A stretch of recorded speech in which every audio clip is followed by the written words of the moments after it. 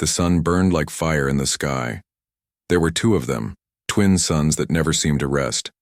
The desert stretched far in all directions.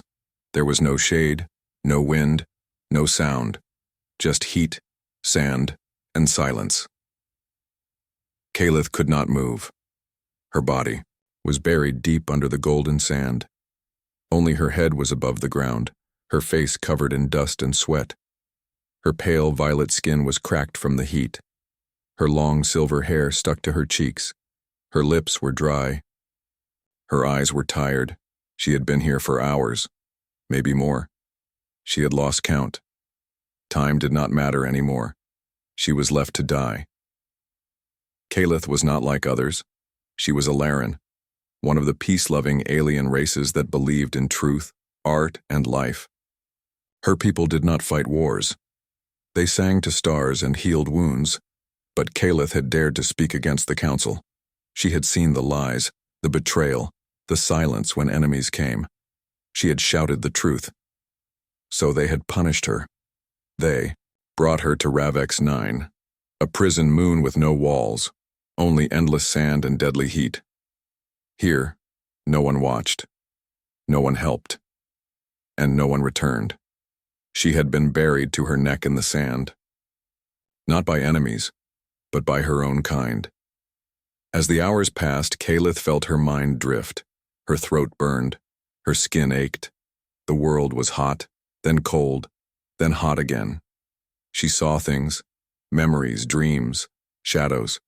She heard her mother's voice, her brother's laugh, the sound of home, then nothing. She closed her eyes. Maybe it was time. She had tried. She had spoken. She had not been weak. But now she was alone and the desert was stronger. Then a sound. Footsteps, slow, crunching the sand. Kalith opened one eye. It hurt to look, but she tried.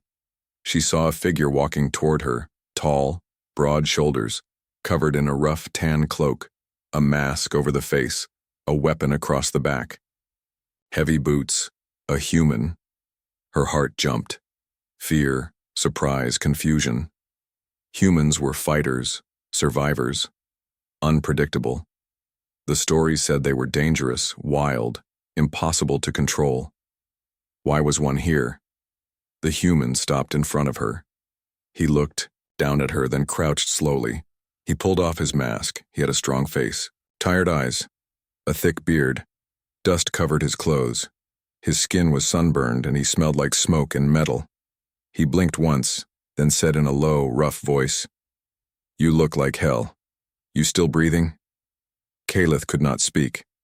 Her mouth was too dry. She blinked. The man looked around. "They left you here, didn't they?" He sighed. Typical. He stood and began digging, with his hands. Fast, strong hands. The sand was dry and hot, but he didn't stop. He cursed under his breath, but not at her. He worked hard, sweat dripping from his brow. Minute by minute, Kalith felt the pressure around her chest loosen.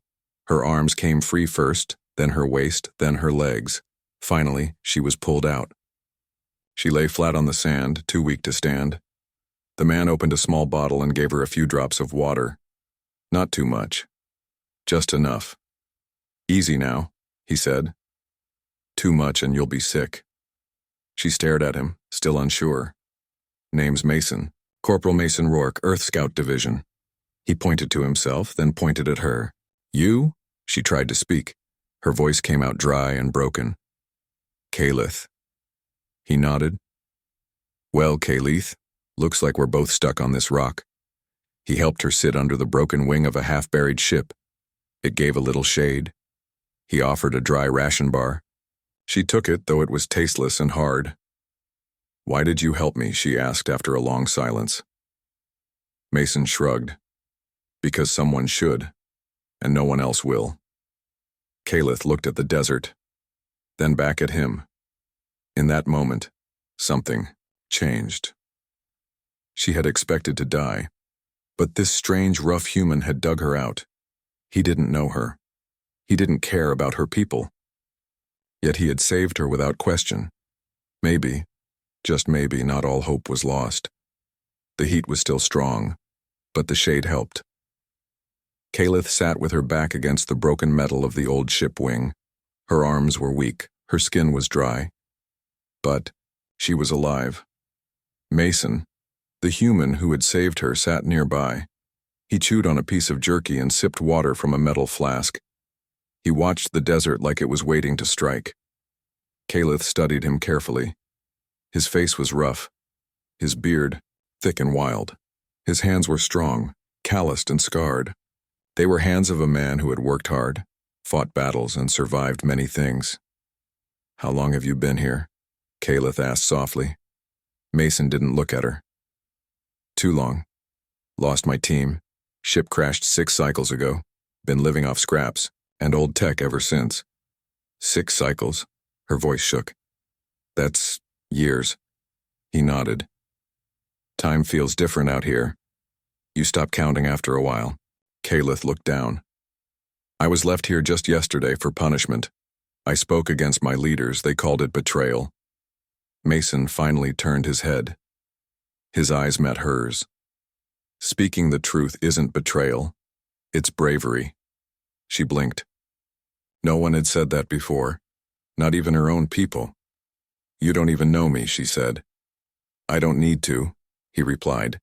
"I saw someone buried in the sand, left to die. That was enough." Silence passed between them. The desert made every sound feel louder. The soft wind, the crack of dry sand, the distant rumble of something moving. Kalith tensed. "What was that?" Mason stood quickly. "Stay low."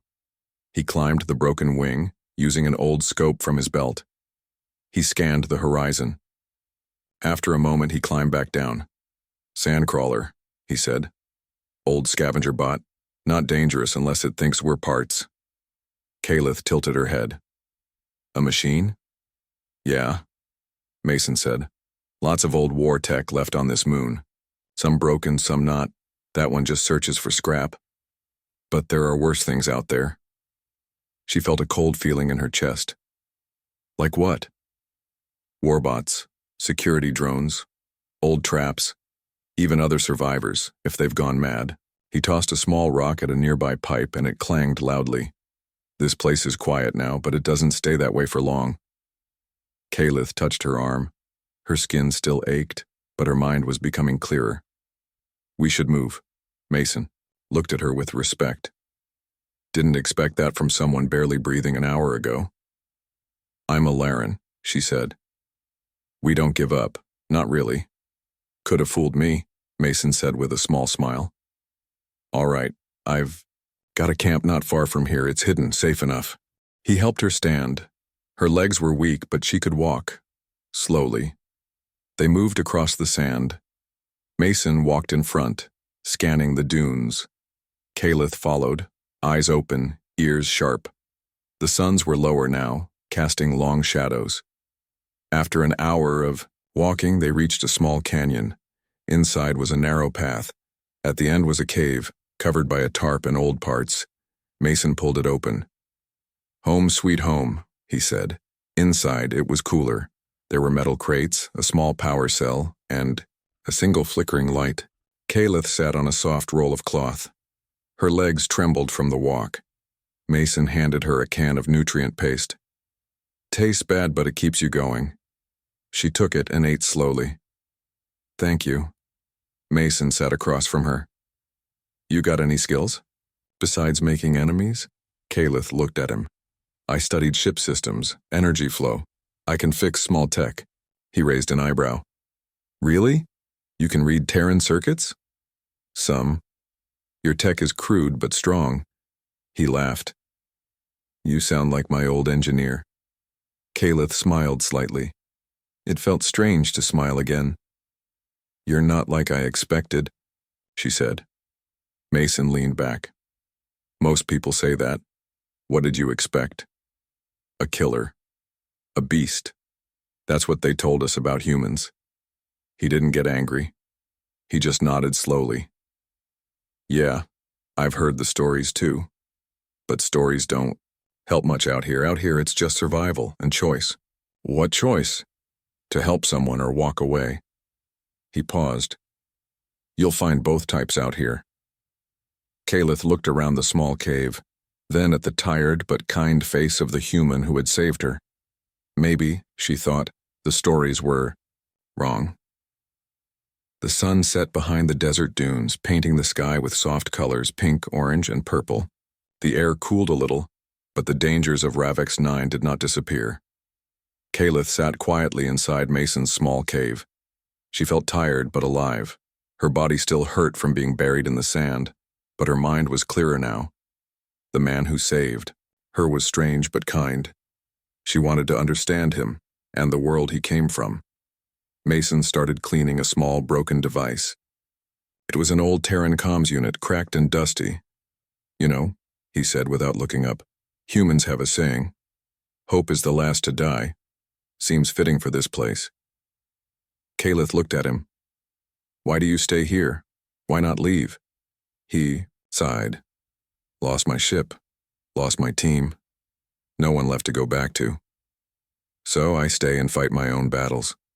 She asked quietly, what battles? Mason's eyes darkened.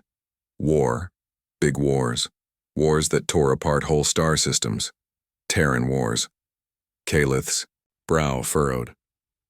Your people fight wars? He nodded slowly.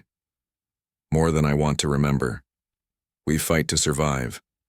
We fight to protect. Sometimes we fight because we don't know any other way. Kalith's thoughts went back to her own people, the Alaran. They believed in peace and art and healing, but the humans, Mason's people, they were different. Were your wars like our people's wars? She asked. Mason smiled sadly. No, not at all. Your wars sound like stories I want to hear. Our wars are loud, brutal, and messy, but we keep fighting because giving up means losing everything. Kalith nodded slowly. I see. For a moment, the only sound was the desert wind outside. Then, Mason spoke again. You ever wonder why humans survive so long even when the odds are against us? Kalith shook her head. It's because we never stop trying. We don't quit. No matter how hard it gets, no matter how many times we fall, we get back up. We find a way. Kalith looked at Mason's face, tired but determined. Your people, he said carefully. They think humans are wild, dangerous, and reckless, but that's not the full truth. She asked softly, what is the full truth? The full truth, Mason said, is that humans are stubborn. We believe in ourselves and each other, even when it seems impossible. We fight for what matters, even if it's just a little hope. Kalith thought about her own punishment, how her people had left her to die for speaking out. Maybe that is what I need, she said quietly. Hope, Mason nodded. Hope and grit. That's what saved me. Suddenly, a soft beep came from the comms unit Mason was fixing. He looked at the device, surprised. Huh. This might still work. Kalith's eyes brightened. Can you send a message? Can someone come for us? Mason worked quickly, connecting wires and pushing buttons. The device crackled, then sent a signal far across the desert and beyond. We'll see if anyone's listening, Mason said. Kalith stood, stretching her stiff legs. What if no one comes? Mason looked at her with a steady gaze. Then we keep moving, we find another way. She felt a strange warmth in her chest, a mix of fear and hope. That night, they shared stories by a small fire Mason built. He talked about Earth, about battles lost and won, and about the humans who refused to give up. Kalith shared memories of her home, the silver forests, the songs of her people, and the betrayal that led to her punishment. Mason listened quietly, then said, You're stronger than you think, Kalith. More than just an alien girl buried in the sand. She smiled faintly. And you're more than just a lonely soldier. The stars shone bright in the sky, silent witnesses to their new friendship. As they rested, Kalith realized she was not alone anymore. The desert was vast and harsh, but together maybe they could face it. The next day, Mason packed his few belongings. We need to move, he said. This place won't stay quiet for long. Kalith nodded, feeling the new strength growing inside her. As they stepped out into the morning sun, she looked back once at the cave that had sheltered her. She had come close to death buried in the sand.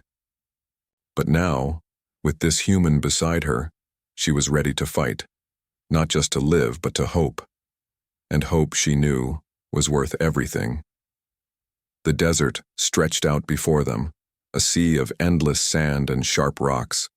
The suns were high in the sky, hot and bright. But Kalith no longer feared the harshness. She had a companion now, a human named Mason, and that made all the difference. Mason led the way, moving carefully across the shifting dunes. He carried a small pack with supplies, old maps, and a worn blaster at his side. Kalith followed, closely, feeling the weight in her legs but pushing forward. "We need to reach the old relay station," Mason said. "It's about 2 cycles from here. If it still works, we can send a message to the Terran fleet or anyone who's listening." Kalith nodded. "I want to help. What can I do?" Mason smiled. "Glad you asked."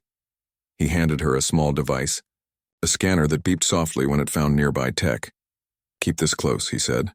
"We'll need every advantage." Together they moved through the desert, watching for signs of danger. Kalith was surprised at how well Mason knew this land. He pointed out old ruins half buried in the sand and warned her about hidden traps, left by past battles. "This place was a war zone once," he said. "Now it's just waiting to swallow whoever gets careless." Kalith studied the scanner, learning how to use it. Her fingers were still shaky, but she wanted to be useful. Hours passed. The sun climbed higher. They rested under a lone rock formation where the shadow gave some relief from the heat. Mason opened his pack and handed her a ration bar. "You're getting stronger," he said. "Faster than I thought." Kalith smiled weakly. "I want to live." Mason looked at her, serious now. "Good. Because out here, living takes more than just breath. It takes will." After their break, they continued. The sand grew softer and strange shapes appeared on the horizon. Metal towers, broken antennas, and rusted panels. They had reached the relay station. It was a small building, battered by time and weather. The doors were half open, swinging with the wind. Mason motioned for silence. "Stay close." Inside, the air was cooler, but smelled of dust and rust. The walls were cracked, and wires hung loose like dead vines. A large console stood in the center, covered in blinking lights and buttons. Mason knelt down, pulling tools from his pack. "I can fix this." "Maybe." Kalith watched, fascinated. Mason worked quickly, connecting wires, tapping screens, and carefully replacing damaged parts. Suddenly, the console beeped and the lights brightened. "We're back online," Mason said with a grin. Kalith clapped softly. "You did it." He looked at her with pride. "We did it." Mason picked up the comms device and started sending a message. "This is Corporal Mason Rourke of the Terran Scout Division. Location, Ravix 9, Relay Station Alpha. Request immediate extraction and support. Accompanied by alien survivor Kalith of the Alaran race." He handed the device to Kalith. "Your turn." She took a deep breath and repeated the message in her own voice, calm and clear. The console beeped again, confirming the signal was sent. Mason leaned back, exhausted but hopeful. "Now we wait." Kalith looked at the stars outside the broken windows. The sky was dark, filled with distant suns and planets she had never seen. She thought about her home, the silver forests, the songs of her people, the betrayal that had brought her here. But here, in this forgotten place, she had found something new: friendship, hope, and strength. Suddenly, a noise came from outside, a low rumble, growing louder. Mason grabbed his blaster. "Get ready. Trouble's coming." Kalith stood beside him, heart pounding but steady. Outside the relay station, dust swirled as a group of figures appeared on the horizon. Shadowy shapes moved fast across the dunes, machines with glowing eyes, armed soldiers in dark armor. "They're here," Mason said grimly. Kalith felt fear, but also a fierce determination. "We fight, she said. Mason nodded. Together, they prepared to defend the relay station, using old tech and quick thinking. Kayleith's hands shook, but her mind was sharp. She found hidden switches, activated defense turrets, and helped Mason reload his weapon. The first wave of attackers arrived, a mix of robots and soldiers. The battle was fierce. Blaster fire cracked the night air, sparks flew, and metal clashed. Kayleith dodged and ducked, using every skill she had. Mason fought beside her, shouting orders and covering her back. Slowly, the attackers began to fall, back. Finally, the desert grew silent again. Kayleith looked at Mason, breathing hard. "We did it," Mason smiled. "Yeah, but this is just the start," she nodded. "Then we keep fighting, for hope, for home."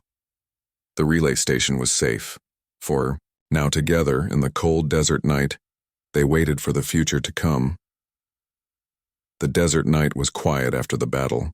The stars shone brightly above the broken relay station. Kayleith and Mason cleaned their weapons and checked the defenses. Their bodies ached, but their spirits were strong. "We bought some time," Mason said, wiping sweat from his brow. Kayleith nodded. "But it won't last long." She was right. The relay station had sent their message. And now, the enemy knew where they were. Suddenly, the ground trembled. A low rumble grew louder. The desert sand shifted as a convoy of armored vehicles appeared on the horizon. Mason stood quickly. "They're coming back, bigger and faster." Kayleith's heart raced. She felt fear, but also a burning will to fight. The convoy stopped near the relay station. Soldiers climbed down, led by a tall figure in black armor. Kayleith froze. She knew that face. General Varkesh. Her betrayer. He looked at her with cold eyes. "Kayleith, I never expected to see you alive." She stood tall. "You left me to die in the sand." Varkesh smiled cruelly. "You spoke against the council. You deserved it." Mason stepped forward. "We're not afraid of you." Varkesh laughed. "You humans are always so brave. Foolish, too." The soldiers surrounded the relay station, weapons ready. Kayleith and Mason prepared to defend their position. "We can't let them take this place," Mason said. "The message has to get through." Kayleith's eyes burned with determination. "Then we fight." The battle began. Blaster fire lit the night. Metal clanged. Shouts echoed. Kayleith moved quickly, using every skill she had learned. She dodged enemy fire and helped Mason man the defense turrets. Mason covered her, firing with steady aim. "Hold the line!" he shouted. General Varkesh led the attack, pushing forward with ruthless force. Kayleith saw an opening and charged at him. "This ends now." Varkesh drew his weapon, ready to strike. But Kayleith did not fight with anger. She fought with strength and purpose. She knocked his weapon aside and faced him without fear. "You cannot break me," she said. Varkesh sneered. "You're weak." "Stronger than hate," Kayleith replied. Mason joined her side. Together, they pushed Varkesh back. The enemy soldiers began to retreat, their leader defeated. The desert was silent once more. Kayleith looked at Mason. "Thank you for standing with me." Mason smiled tiredly. "We're stronger together." As dawn approached, the sky turned soft with light. The relay station was safe, and help was coming. The sun rose slowly over the desert, painting the sky with soft pink and orange light. The battle was over, but the fight was not finished. Kayleith stood outside the relay station, watching the horizon. Her body was tired, but her spirit was stronger than ever. Mason joined her, carrying 2 small cups of water. He handed one to her, and they drank in silence. "Varkesh is gone, for now," Mason said quietly. "But he won't stop coming." Kayleith looked at him. "Then we must be ready. We cannot let fear control us." She had grown since the day Mason found her buried in the sand. From a broken prisoner to a fighter, from silence to voice. Her people had tried to break her, but instead, she found strength in the fire of battle and the kindness of a human stranger. Mason set down his cup. You know, you're not just fighting for yourself anymore. You're fighting for all those who cannot. Calith nodded. And I will not fail them. Suddenly, a distant rumble shook the ground. Dust rose from the desert. Floor Mason grabbed his blaster. Reinforcements? Calith smiled. Yes, a small fleet of ships appeared over the horizon, sleek Terran fighters and graceful Ilaran vessels. The ships circled the relay station, landing carefully. Soldiers poured out, humans and Ilaran, united and ready. The leader, a tall woman in shining armor, approached Mason and Calith. Corporal Rourke, she said. We received your message. We're here to help. Mason saluted. Thank you, ma'am. The woman turned to Calith. You are Calith of the Ilaran? Calith nodded. Yes. The woman smiled warmly. You have shown great courage. Your people will hear your voice now. Calith felt hope swell inside her. She was no longer alone. The new soldiers quickly repaired the relay station and set up defenses. Mason and Calith shared stories with the newcomers. They spoke of battles fought, losses endured, and the hope for peace. Later, as night fell, Calith stood beneath the stars. Mason joined her. You miss home? He asked. Calith looked up. Yes, but I have found a new family here. Mason smiled. Me too. Suddenly, a voice came from the camp's comms. General Varkesh is retreating. His forces have been weakened. Calith closed her eyes and breathed deeply. The desert had tried to break her, but it had failed. She opened her eyes, shining with strength. This is just the beginning, she said. Together we will build a future. Mason nodded. Human and alien, stronger than ever. Under the vast sky, two unlikely friends stood side by side, ready to face whatever came next. The morning sun rose slowly over Rev X9, casting long shadows across the desert. The cold night had passed, and with it, the fears and doubts. Now was a new beginning. Calith stood on a small ridge looking down at the camp below. The once broken relay station was alive with activity. Humans and Ilaran worked side by side, repairing machines, sharing food, and preparing for what came next. She thought back to the day she was buried in the sand, left to die. Back then, she had closed her eyes, ready to give up. But now, she was alive, stronger, filled with hope. Mason approached quietly. He stood beside her, looking out at the horizon. We're finally getting help, he said. Calith smiled. More than help. We are building a new future. Mason nodded. A future where humans and aliens stand together. Where we fight for peace, not just survival. Calith turned to him. Thank you, Mason, for saving me, for believing in me. He shrugged, a small smile on his lips. You saved me too. From loneliness. From giving up. They shared a moment of silence. Two souls connected by hardship and hope.